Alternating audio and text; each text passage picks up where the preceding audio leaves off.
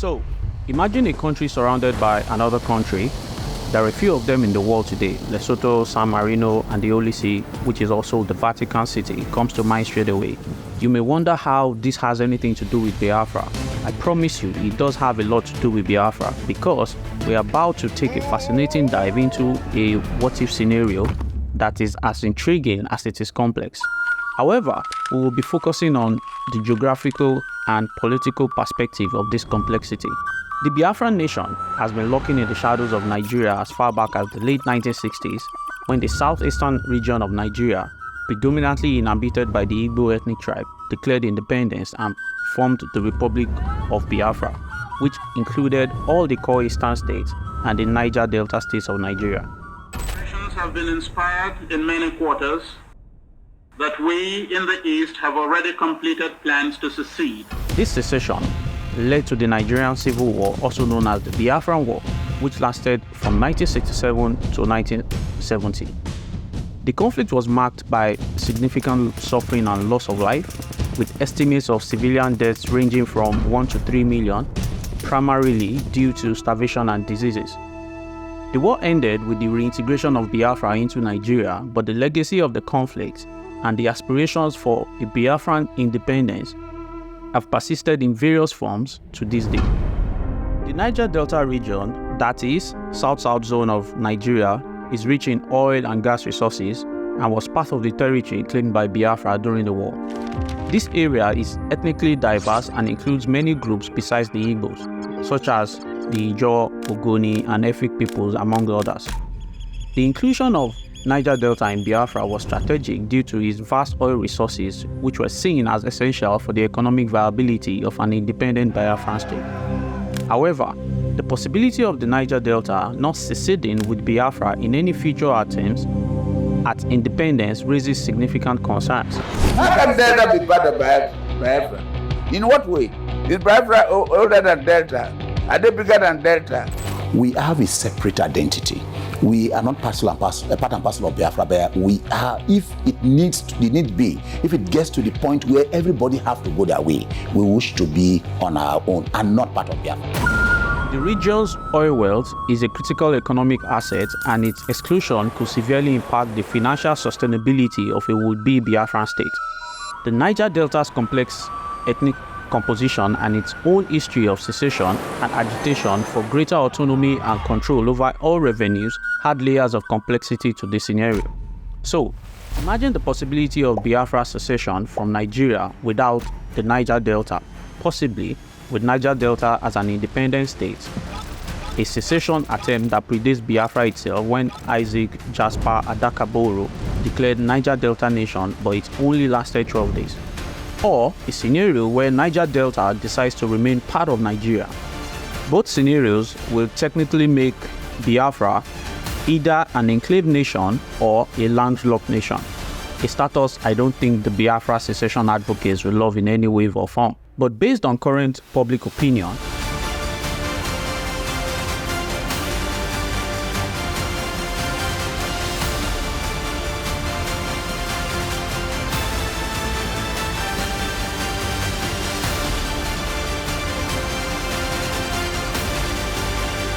I think the latter seems more plausible, even though it might be short-lived if Biafra do secede from Nigeria. With the likelihood of the latter being higher, that will make Biafra an enclave nation. Now, you might be wondering, what's the big deal with being an enclave? Well, that's exactly what we are going to unravel next. We are going to explore the dreams and potential dilemmas of Biafra all through the lens of delicate dance of enclave nations with their neighbors. To grasp the full picture, let's first understand what it means to be an enclave nation.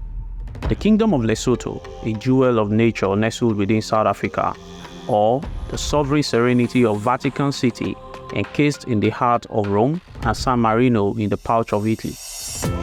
These nations, though sovereign, dance a delicate ballet with surrounding giants. And just like these unique countries, I think Biafra, without the Niger Delta, is bound by geography to the following 5 fates. Being surrounded means the nation might have to rely on their neighbor for a lot of things, like trade routes, resources, and sometimes even utilities.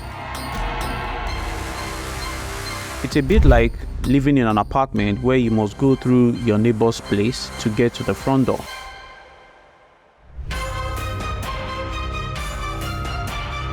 Without direct access to international waters or borders, getting goods in and out can be a hassle and more expensive.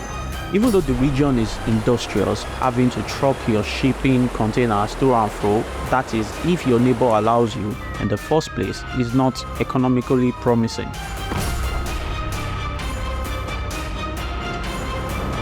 The economic effect of this can also be perceived from the economic status of Africa's 16 landlocked nations, which generally ranked up among the poorest globally. Some may argue, we can as well just dredge the river Niger and it will give access to Biafra, but the vessels will need authorization to go through the Niger Delta. With limited land, resources and access to ocean for international trade, growing the economy can be tough. It's like trying to expand your garden but realizing you have only got a tiny balcony to work with. And you still must coordinate with another country for everything that crosses the border, either living or not. If things get tense with surrounding country, which in the case of Biafra, based on history is likely going to happen, it can feel like living on a tiny island surrounded by sharks. You are kind of at their mercy, and if they decide to make things difficult. An example of this exhibited itself during Biafra War, where people died due to cut-off of food and medical supplies when Biafra nation was quote-unquote enclave. Also, if the surrounding nation changes its policies, it can directly impact the enclave, for better or for worse. Imagine if the rules for what you can and can't do in your own backyard were suddenly changed by your neighbor. Being an enclave can sometimes lead to a feeling of isolation from the rest of the world, both physically and metaphorically. Lack of variety in trade access can be tough and risky. There are no redundancies. You are bound by a single neighbor whose relationship with you is politically tricky, requiring you to walk on eggshells. It's like being at a party but stuck in a room where you can't mingle with everyone else outside. If that's not a concentration camp, technically, then what is? There can be a cultural and social divide that develops over time between the enclave and the surrounding nation, which might lead to feelings of alienation or difference. It's akin to living in a neighborhood for years but still feeling like the new kid on the block. In wrapping up our scenario, it is evident that the dream of a Biafran state, stripped of the Niger Delta, faces daunting challenges primarily dictated by geography. In essence, a Biafra without the Niger Delta is not just geographically diminished but economically vulnerable, politically isolated, and culturally less diverse. Geography in this scenario isn't just a backdrop but a pivotal actor shaping the very feasibility of a nation's independence and its prospects for a sustainable future.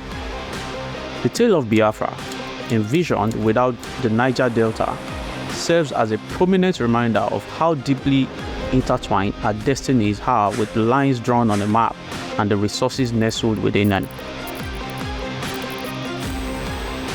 If you have watched this video this far, you certainly enjoyed it, so please give it a thumbs up right away. It's how the YouTube algorithm knows to share with more people. Share the video with your friends and family, comment if you agree or disagree, and let's have a discussion in the comment section. Also, don't forget to subscribe and turn on notification bell for more videos like this. Thanks for watching, and I will catch you on the next one. Cheers guys.